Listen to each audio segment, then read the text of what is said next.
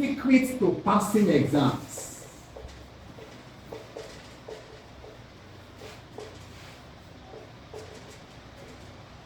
There are what? Secrets to passing exams. And if you don't know secret to anything, automatically there will be problem.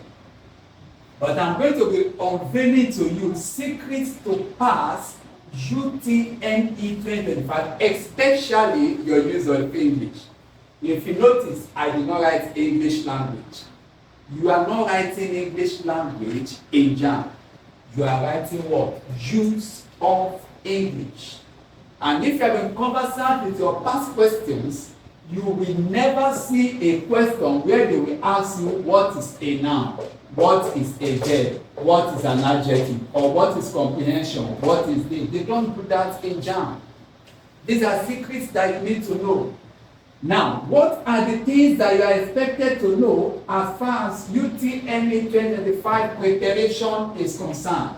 The first thing you need to know is what are topics to be studied.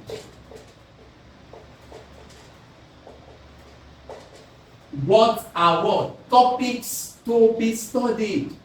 In the exam you want to write, the first thing you need to know is your objective questions. Take note, all the exam you want to write, everything are objective in nature. But there is still one part we call objective questions. After that, you are expected to know your comprehension. Still note that this comprehension of yours will still be in objective form. It's not going to be like your SSCE where you will be writing notes. Options have been given. You are expected to pick the correct one. The third thing you need to know as far as the exam you are preparing is your oral English. Then the question you need to ask me is this: is that all? Yes, that's all. These are the three things you are expected to go and study as far as UTME examination or UTME 2025 is concerned. Then, why then do we have more than 1 to 50 questions in the exam? Let me now break it for you. That is why I said there are secrets to passing exam. Then, you have to understand that there is something we call content of objective questions. This is the first one. Objective word questions. What are the things you are expected to know under this part? The first one is your nearest in meaning. If you have been solving questions, you will see that there is always a place where they will ask you questions based on nearest in meaning, and certain words will be underlined. Another one is your what? Opposite in meaning.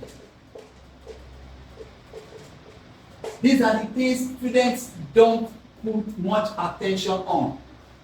Then after that, you still get the right word, best complete the sentence. Then the next one is what we call sentence interpretation. Then after that is where we have the word idiomatic expressions. Then finally, you now have what we call your concourse. Now this is the problem. I said you only have 3 topics to study in English language. I'm giving secret to passing exams.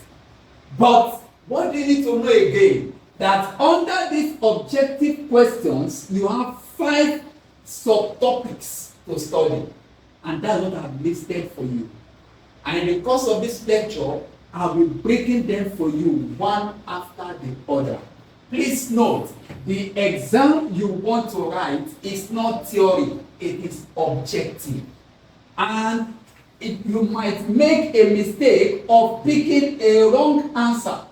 Why? Because you don't know the secret. Now, after this, we have the second one, which is content of comprehension. content of comprehension. Please take note. Under the objective questions, I have given you 6 things that I want to study. I'm not going to elaborate on that now, but I'm going to let you know. Now, under this second one again, we have what we call content of comprehension. What do you mean by content? If you have a Coke and they say content only, what are they telling you? You are not permitted to drink the bottle, or to eat the bottle, or to chew the bottle. You are only interested in what is inside alone. So the same thing goes with this comprehension. What do you need to know inside comprehension question given to you? But as far as the exam you want to write is concerned, look at the things you are expected to know. Number 1 is ability to understand the passage itself. Ability to understand the passage itself. Number 2, ability to understand figures of speech. Number 3, ability to understand word replacement. Number 4, ability to understand grammatical structure.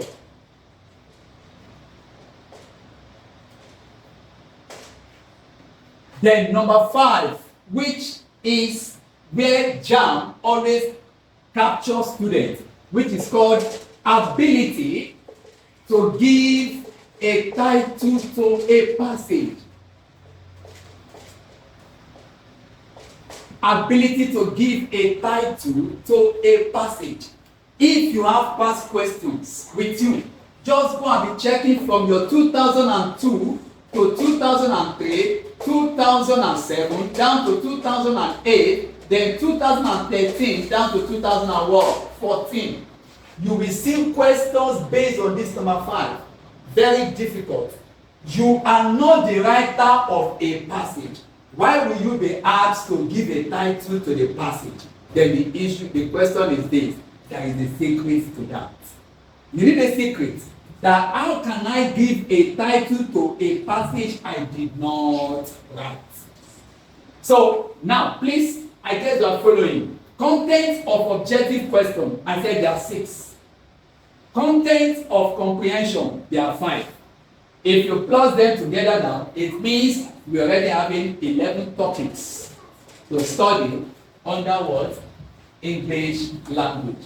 Then the third one is the content of oral English.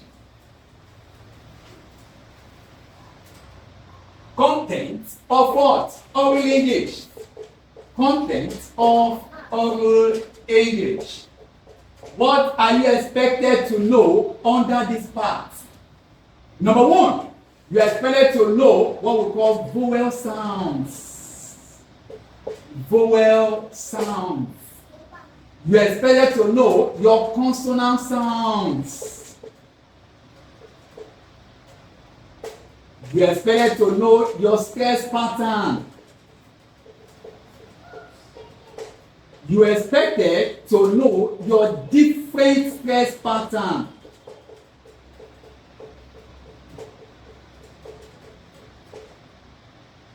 You are expected to know your emphatic stress.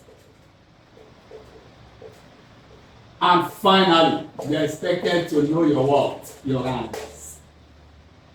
Now, check it out. We said under comprehension we have 5. Under objective question we have 6, making 11. And under oral English we have 6, which means as far as the exam you want to write is concerned, you are going to study 17 topics. You are going to study what? 17 topics under English language. That's the secret. I have just given you a secret to passing the exam. Now, if you have past question or you have textbook, what do you need to do? Pick up vowel sounds and begin to study them. What do you need to do? Pick up textbook on what? Consonant sound. Pick up textbook based on what? Stress pattern. Different stress pattern, emphatic stress, rhymes. Then you go to comprehension again. Search questions based on comprehension. Then you begin to see what we call passage itself, figures of speech, word replacement, grammatical structure, then title to a passage. Take for instance, question being asked years back in JAMB. They gave a question like this. Look up, please. Look up. They said, I was amazed when I saw the man. They underlined what? Amazed. Then they gave them the option. Option A, they wrote surprise. Option B, they wrote surprise. Option C, they wrote surprised. Option D, they wrote surprised. Then, students, ask me question. Please remove something from your brain.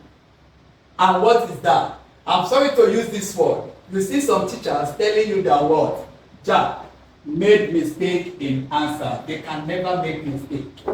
Look at all that I wrote on the board now. I know that you are listening to me. You'll be asking yourself, but all of them are the same. Please, they are not the same.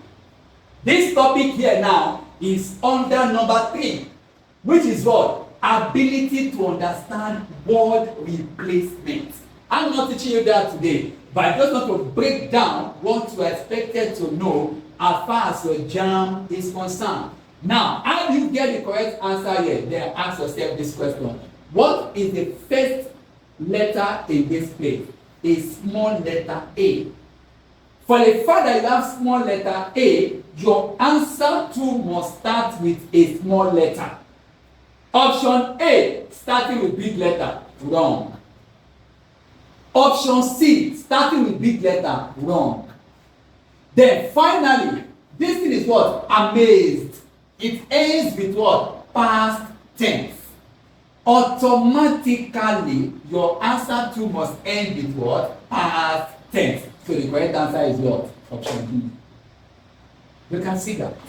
That is what word replacement is what is concerned. That is what word replacement is concerned. So we are going to be studying them one after the other. Please take note that the exam you want to write, we have 17 topics to what? To study. So take note.